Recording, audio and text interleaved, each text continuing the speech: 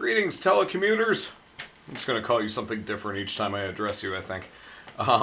We talked a little bit on Friday about color schemes, but it was really rushed and we had a million other things to do, obviously, to get ready for this. So I wanted to slow things down a little bit and just kind of give you an overview of some color schemes that we're going to use. First of all, just remember we started learning with color families, and those were the ones that that are locked in. You may love your brother or sister deep down somewhere, but they may drive you nuts. But there's no way you can get away from them because no matter what, they're your family. So those guys are like the primaries, for example, red, yellow, blue. We've got our secondaries, orange, green, and violet. We've got the intermediaries or the tertiaries, which are all these little guys in between here. And then we've also got warms and cool colors here. So those are our color families. Neutrals too, except gray is our only rep here, but we also have white and black to go with there. What we want to do is talk about color schemes a little bit. And color schemes you can think of not as locked in, but more like a combination or a code. A pattern, as it were. They're patterns of colors.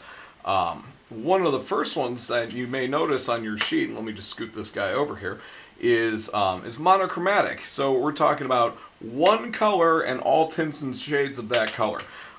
So for example, if we had red and we added a little black to it, you'd have a darker red, and then a darker red after that. We do have white colored pencils, but we don't have white watercolor paint. If you do it at home, good on you, you can use it, but the ones I gave you don't include white. So you may, down the road, just stick to adding black each time to make it a little darker. So that's what we'll do there. We could do that with any color. We could have all tints and shades of yellow-orange if we wanted to.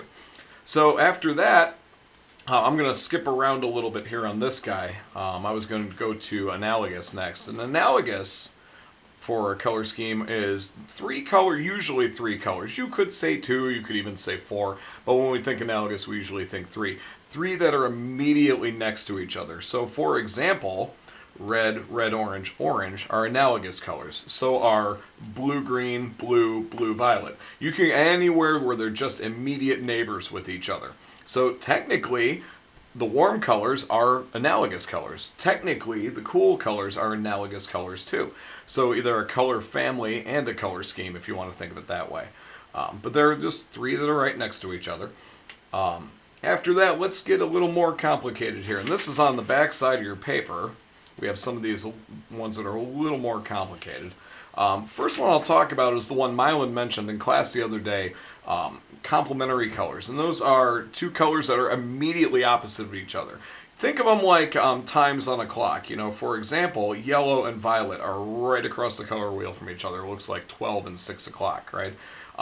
Those are complementary. And they're complementary because they cross directly over neutral gray in the middle. You can't really say that this guy is complementary because he kind of scoots to the outside of gray. Yeah, I know the brush touches it, but it's right to the outside. So we want to go right through the middle. So orange and blue, definitely complements. Red and green, Christmas colors, yay! And then they're also complements. We could even go red, orange, and blue, green, or yellow, orange, and blue, violet if you want to. Those are complementary colors. So off of those guys, when you flip to the back of the sheet here, we have a little more of the complicated ones. So you have ones that sound familiar, like we see complementary here, we see complementary here. Then we have split complementary on this guy. So this one's kind of fun. I think of him like a little skinny peace sign. So first thing you would do on split complementary is you find the complement. So there's yellow and violet. We know they're complements. But then on one side of it, you go immediately to the right and left. And I've got my two little pencils here to help. So immediately to the right and left are blue violet and red violet. So a split complementary, which is three colors, would be yellow, blue, violet, red, violet. And you can move that peace sign however you want. So it just kind of look like a little skinny peace sign. We could do it on the opposite side too. So we could go violet, yellow, orange, yellow, green. Or you could go red, orange, green, and blue. And that counts as split complementary also. Then there's another weird one called double split complementary. And that's this guy right here. That one you find the right and left on both sides. So for example, the one we're on right now, the split complement would be red, orange, green, and blue. If I did the double split, good thing I have so many supplies here. The double split, and let's take this guy away, would be orange, red, blue, and green. And we also call that tetradic, if you want to get super technical or use a not so commonly used term. And the reason we call it tetradic is because it forms a rectangle. So you could say, oh, I'm just going to find the double split like this, and mean those guys right there. And as long as it makes either a skinny X or a rectangle, then you're in good shape. And if you're off a little bit, like if you go a little too wide in one direction, you'll probably still end up with a tetradic. This guy right here still counts. Yellow, orange, yellow, green, red, violet, blue, violet. And that's double split complement. That's what this guy is down here. Okay? I think I got to all of them. Oh, nope, I missed one. We have triadic. Now, triadic is another one of those fun ones. Triadic is any three colors that makes an equilateral triangle. And we see that we have an equilateral triangle, a couple of them already here, right? Equilateral meaning three sides that are exactly the same. Hey, I get geometry points for that one. So this one right here is tetradic. It's also primary colors, so it's a color family, but they're also a triadic color scheme. Orange, green, and violet are the secondary colors. That's their color family, but since it's an equilateral triangle, it still forms a color scheme. You could do any kind of fun thing like that if you can make an equilateral triangle out of it, like red, violet, blue, green, and yellow, orange. That is an equilateral triangle, and that's its triadic color scheme. So when you do this then, when you're working on your worksheet, you want to get your colored pencils out. And hopefully you grabbed some. If you did not grab colored pencils, it's okay. Grab a pack of crayons if you got them laying around. Grab some highlighters that happen to be the right amount of colors. I really don't mind. I'm trying to keep you from having to go out to the store a whole bunch and buy stuff. I wasn't trying to cost you any money while we're doing this. So if you don't have it with you, feel free to use another coloring device.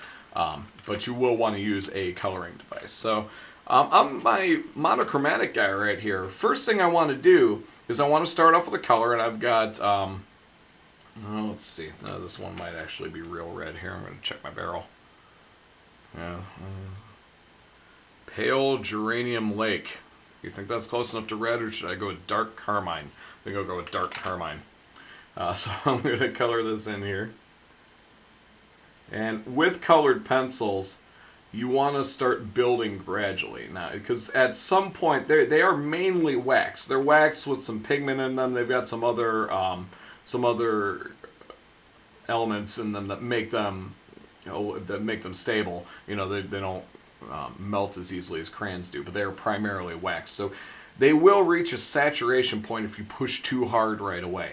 So what I'm going to do is, because I want to add a little black into this one, since I'm doing monochromatic, I'm going to lightly color in. And then I'm going to go over it with some black. I actually call this, oh my gosh, it's actually called black. Okay, so we're going to lightly go over this guy and just try and push it one shade darker. This should feel very similar to doing value with your graphite. Not too shabby. Okay, so the next one I do, I'm going to do that again. And I know this thing goes all the way around. If you do 3, that'll be plenty. If you're if you want to push yourself a little bit and try and see if you can get a few more, try up to 5. I've seen people go all the way around this thing, but it is entirely up to you. You can try cross hatching. Right now I'm kind of doing a very light hatching with it. Just trying to keep my tone as even as possible. Typically when we mix colored pencils, we move our pencil in an oval. The ovals cross over each other so you don't see that weird zigzag color going on. And I'll try one more. What the heck. So I'll fill this little guy in here. And then this time I'm going to get a little more aggressive with the black on this one. Just see if I can push a little harder. Not ideal, but when we actually move on to the watercolor painting, you'll find it's a lot easier to mix them.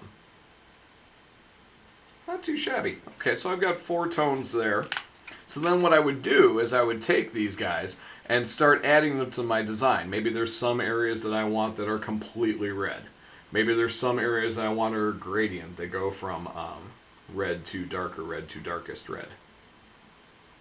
Let me show you an example of that. So this is if I'm just using zigzag marks like that. You can see even if I try to color neatly, you still get that overlap. Just like with the graphite pencils, if you move your pencil in an oval, you get a much more even tone. It doesn't have to be giant ovals either. Giant ovals don't work as well. They kind of push a little more zigzaggy. So if you can use something that's around, I don't know, quarter of an inch to a half of an inch, that's a good size oval to move your pencil in. Cool. And then I could go through and maybe these guys here, maybe each one of these little dudes is a dark red. By the way, black would count for this too, if I took it all the way to the darkest I possibly could. We can kind of build that out. So let me skip around a little bit now. Let's go over, I'm going to skip over to triadic over here. So triadic, since I've already got red in my hand, or dark carmine, if that's the way you want to think of it. I'm going to go ahead and color in this guy. And on this one, I'm actually going to follow the arrows. So let's see here. We've got red up top, and then we would have, ooh, hello there, light. Let's turn that back off. There we go. And then we'd have a little bit of blue, or I'm sorry, yellow off to this side. I'm thinking ahead of myself here. And then blue over here. And on this design, which I haven't drawn yet, on this design I would use all of my red, yellows, and blues. And by the way, if you want to add shade to them, go right ahead. If you want to add cross-hatching to them, go right ahead. It gives you more variety. You can actually get a pretty three-dimensional look just by adding some value. Remember, the reason things look 3D in the first place is because of value shading. So on this one here, I put the complements on, and this one I put the analogous colors on. You get the idea. And if you don't get the idea, hit me up on Google Hangouts, and I'll give you another little demonstration here. I can also, I can print out as many of these as I want, so I can show you a new version or try something different that might speak a little more to you. I also went ahead on our new post and gave you a PDF copy of this guy. So in case you didn't get a chance to grab one, you've got one right on our latest module on Google Classroom. Okay? Like I said, if there's anything you need, feel free to reach out to me. I'm especially available during office hours. I am not typically available after 3 o'clock. But you might be able to catch me here or there if it's a real emergency. Okay, other than that, happy coloring this time, and I will talk to you soon.